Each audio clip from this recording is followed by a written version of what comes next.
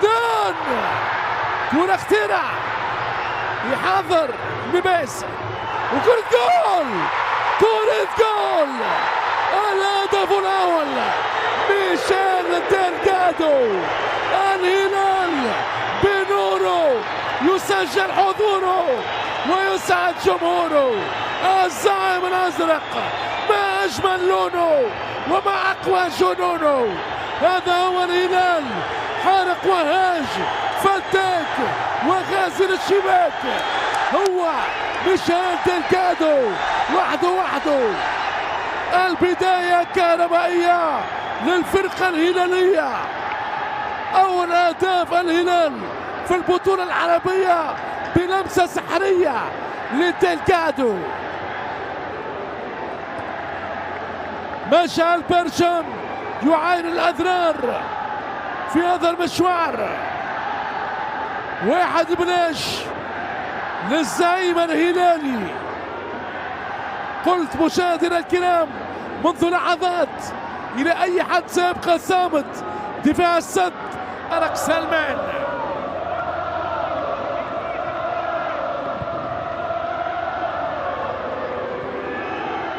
هاكله مع عفيف، يعدي عفيف التسويق، رايع المايوف، خطيرة، جول. فعلا السفاح بغداد بونجاح.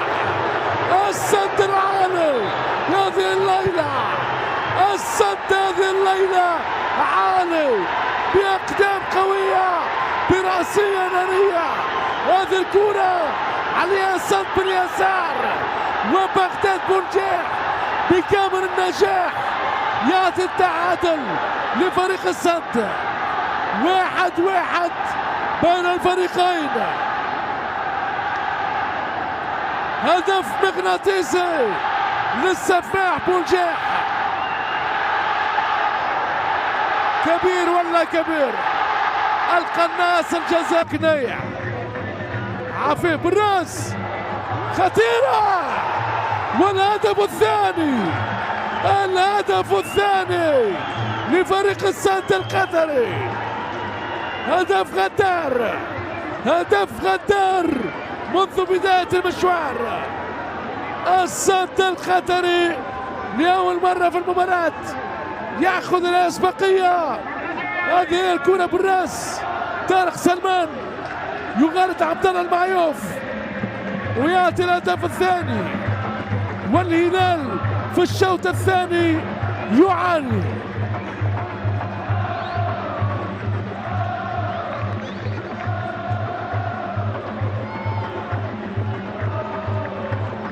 زايم الكرة القطرية بألوانه القوية لأول مرة يأخذ الأسبقية ويقلب الدولة على فريق الهلال. حسنة كبيرة من ياسر الشعراني.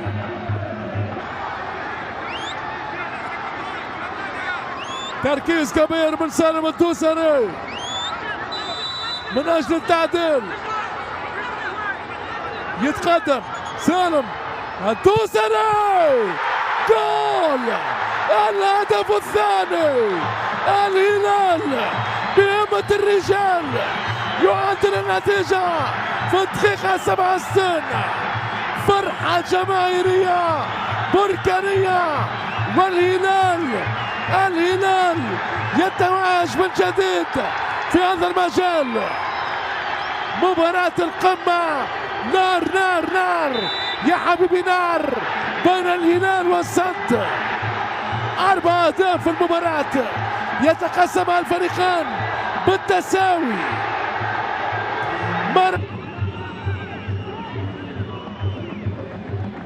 عكرم عفيف،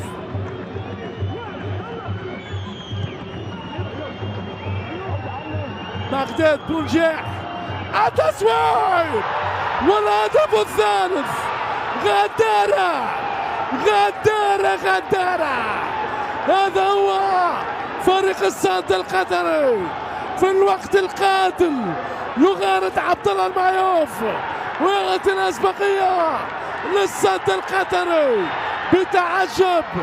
ماذا يقول الحكم؟ ماذا يقول الحكم الموريتاني؟ طبعا 3 أهداف لهدفين. هذه الإعادة كريم عفيف. اوتافيو عالية الكرة لبغداد، بونجاح والتسويب رائع، والهدف الثالث لفريق الصد. قلت لكم مشاهدينا الكرام هنالك كرة غدارة، هنالك كرة غدارة